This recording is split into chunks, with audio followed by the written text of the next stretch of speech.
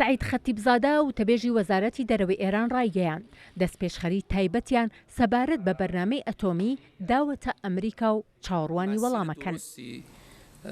این ملاقات های در تهران پیش آورده. خەتیبزادە با ڕۆژنامەی تاران تایمزی ڕاگەیاندووە لە کاتی سەردانەکەی ئێنریکی مۆرا ڕێخەری یەکێتی ئەوروپا بۆ تاران چەند پێشنیاز و دەستپێشخەرەیەکیان داوەتێ تا بیگەێنێتە واشنگتن و ئەگەر ئەمریکا وەڵامێکی پەسەندکراوی بۆ پێشنیازەکەیان هەبێ دەکرێت بە زووترین کات لە دانوستانەکانی ڤێننا بگەنە ڕێکەوتن بۆ زیندووکردنەوەی ڕێکەوتنی ئەتۆمی.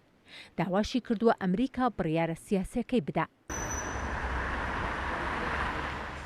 ئەو لە کاتێکدایە ماوەی 3 ڕۆژە دەستپێکردنەوەی دانوستانە ئەتۆمیەکان لە نێوان ئێران و وڵاتانی خۆرئاوا ڕاگەیاندراوە. جۆزێف بۆرل لێپرسراوی سیاسەتی دەرەوەی یەکێتی ئەوروپاش لەبارەی دەستپێکردنەوەی دانوستانەکانەوە گەشتبینی پیشانداوە و ڕایگەیاندووە دانوستانەکان بە شێوەیەکی زۆر ئەرێنی دەستیان پێکردوتەوە. لە پرسراوانی فەڕەنساش کە وڵاتەکەیان بەشدارە لە دانوستانەکانی ڤێننا و پێشتریش یەکێک بووە لەو وڵاتانەی ئەندام بووە لە ڕێکەوتنی ئەتۆمی ئێران دەڵێت لە ڤێننا ڕەشنووسی ڕێکەوتن ئامادەیە بەڵام پەکخەسن یان ئیمزاکردنی لە دەستی ئێراندایە و تاران کلیلی چارەسەری پێیە. دەژڵێت کاتی ئەوەیە ئێران بڕیاری کۆتایی بدات.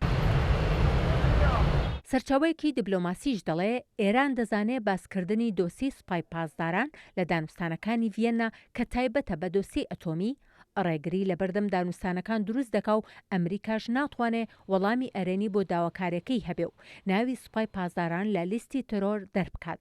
بەڵام لەگەڵ ئەوەشدا ئێران لە ماوەی ڕابردوودا سوور بووە لەسەر ئەو داواکاریە.